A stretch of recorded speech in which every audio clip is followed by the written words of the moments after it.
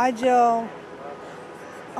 बाला साहब जी की जो मृत्यु की तारीख है वो 17 है, लेकिन आज उनका देहांत हो गया था आज की तिथि को।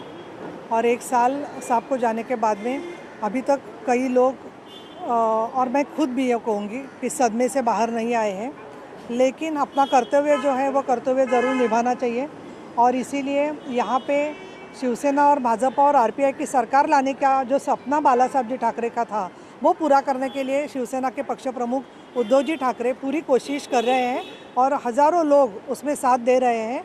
और इसीलिए हम कृतज्ञ होते हुए शिवसैनिक ये ज़रूर कहेंगे कि बाला साहब जी का सपना पूरा करने के लिए जनता का और प्यार और विश्वास हमें मिलना चाहिए। यही हमारे जनता से प्रार्थना है।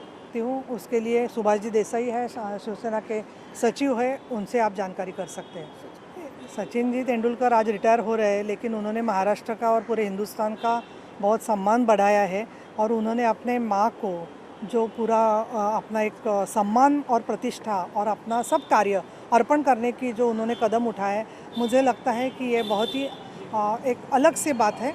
और हमेशा सचिन जी महाराष्ट्र के साथ साथ हिंदुस्तान में भी और क्रिकेट के विश्व में उनका काम हमेशा रहेगा, लेकिन वो दूसरे स्वरूप में अपने अनुभव का फ़ायदा युवकों को दे, यही सबकी अपेक्षा रहेगी। धर्म के लिए श्रद्धा होनी चाहिए।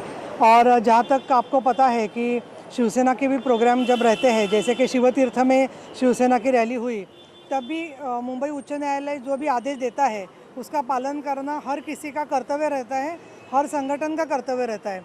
और लेकिन उसमें अगर कोई राजनीति ला रहा है छठ पूजा में और एक मराठी लोगों के खिलाफ में कुछ लोगों को भड़काने की कोशिश कर रहा है, तो उसके बारे में विरोध की बात अलग है। लेकिन जहाँ तक धर्म की श्रद्धा कानून को सम्मान रखते हुए की जाती है, तब उसमें तो मुझे लगता है किस तरीके से उसको रेगुलेट करना चाहिए, ये मुंबई पुलिस और वो संगठन उनके मिल के होना चाहिए। लेकिन हिंदू धर्म की श्रद्धाओं के बारे में हमारी आदर की भावना हमारे मन में है। मैं इसके बारे में ये कहूँगी कि अलग अलग संगठन अलग अलग तरीके से काम करते हैं। मैंने देखा है गोदावरी नदी हो या हर नदी के पात्र में जाकर लोग छठ पूजा करते हैं, उनकी श्रद्धा रहती है। अभी उस श्रद्धा का कोई नाजायज़ फ़ायदा उठाता है तो लोग इतने ज़रूर सयाने हैं कि वो समझ सकते हैं कि कौन किस बात के लिए कर सकता है। लेकिन जहाँ तक हाईकोर्ट के आदेश है उसका पालन करना हर व्यक्ति के लिए ज़रूरी है, ऐसा मुझे लगता है।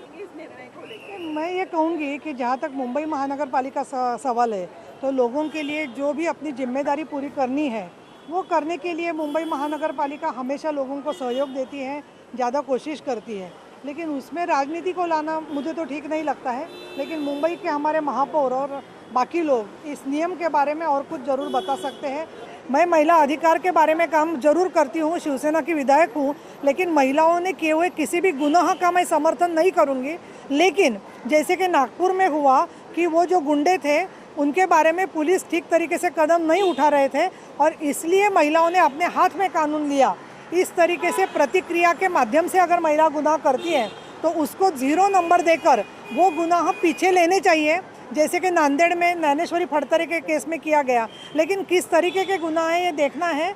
बच्चों का अपहरण है, बच्चों का व्यापार है, इसमें बहुत सख्त कदम उठाना ज़रूरी है। मैं ये कहूँगी कि सामना के अग्रलेख में जो आता है वो हमेशा पार्टी के हमारा वो मुखपत्र है।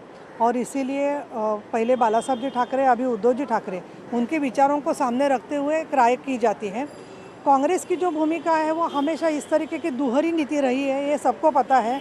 और इसीलिए आपको ये पता है कि कल कश्मीर के जो मुख्यमंत्री हैं उन्होंने भी नरेंद्र मोदी को सराहना की है। और इसीलिए हमारा यही कहना है, जो बाला साहब जी कह रहे थे कि इनका जो निधर्मी कहना है वो निधर्मी ना होते हुए जो आतंकवादी लोग हैं उनका समर्थन करने के लिए ये नकाब पहनते हैं निधर्मवाद का, लेकिन इनकी भूमिका जो है वो आतंकवाद को किस तरीके से वो लोग समर्थन करें अप्रत्यक्ष रीत्या, यही इनकी राजनीति हमेशा रही है।